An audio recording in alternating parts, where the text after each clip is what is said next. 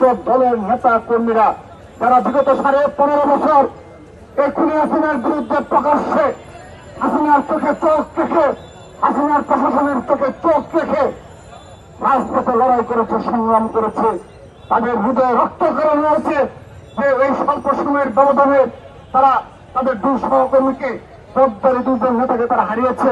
তারা স্বাভাবিকভাবে ক্ষুব্ধ, তারা স্বাভাবিকভাবে ব্যথিত, তার খুব অবশ্যই সোশ্যাল মিডিয়ায় প্রকাশ করেছে। আমাদের যে নিরাপদ ক্যাম্পাসের দাবি, সেই নিরাপদ ক্যাম্পাসের দাবি থেকে ইতিমধ্যে তাদের 2-1 পদক্ষেপ আমরা লক্ষ্য করেছি। তারা বলেছে শরৎ উদ্যানকে রমনা পার্কের ন্যায় তারা মনিটরিং আওতায় নিয়ে আসবে, সিসি ক্যামেরা এবং আলোক সজ্জার ব্যবস্থা করবে। আমরা তাদের সে কথা আশ্বস্ত হতে চাই। কিন্তু নিরাপদ ক্যাম্পাসের দাবিতে আরো অনেকগুলো বিষয় রয়েছে, সেই বিষয়গুলিতে তাদের কোনো মনোযোগ রয়েছে কিনা সে বিষয়ে সংশয় রয়েছে আমাদের। সেজন্য আজকের এই কর্মসূচি থেকে, এই অনুষ্ঠান কর্মসূচি থেকে আমরা আনুষ্ঠানিকভাবে আগামীতে কখনো যেন একজন শিক্ষার্থী আর এই ধরনের অনাকাঙ্ক্ষিত কোনো ঘটনার শিকার না হয় সে বিষয়ে দৃষ্টান্তমূলক পদক্ষেপ গ্রহণ করার জন্য অনুরোধ জানাচ্ছি এবং সামনের হত্যাকাণ্ডের সাথে যারা জড়িত তাদেরকে সবাইকে গ্রেপ্তার করে আইনি আওতায় নিয়ে আসার অনুরোধ জানাচ্ছি।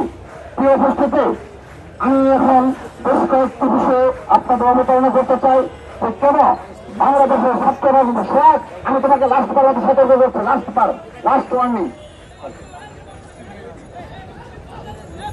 সম্মানিত উপস্থিতি, আপনারা লক্ষ্য করে দেখবেন এই সাম্য এবং সর্বশেষ আমরা পারভেজকে হারিয়েছি। অর্থাৎ স্বল্প সময়ের ব্যবধানে রাজধানী ঢাকায় বেসরকারি বিশ্ববিদ্যালয়ে আমরা পারভেজকে হারালাম এবং সর্বশেষ ঢাকা বিশ্ববিদ্যালয়ে আমরা সাম্যকে হারালাম।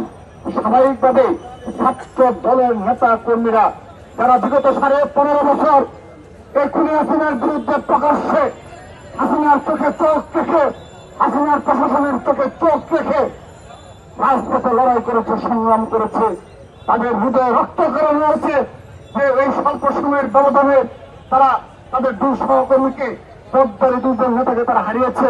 তারা স্বাভাবিকভাবে ক্ষুব্ধ, তারা স্বাভাবিকভাবে ব্যথিত, তার খুব অবশ্যই সোশ্যাল মিডিয়ায় প্রকাশ করেছে এবং আমরা অবশ্যই সেই সময় বেশ কিছু দাবি দেওয়ার সামনে এসেছে।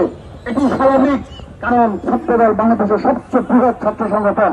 স্বাভাবিকভাবেই একজন সহকর্মীকে যখন এভাবে হত্যাকাণ্ডের শিকার হতে হয় তাদের মনোনীত কষ্ট হয়। এখন তো খুনি হাসিনা নেই, এখন কেন এই ধরনের হত্যাকাণ্ডের শিকার হবে ছাত্রদলের নেতা কর্মীরা? সে কারণে তারা প্রতিক্রিয়া জানিয়েছে এবং যৌক্তিকভাবে সে প্রতিক্রিয়া দেখেছে।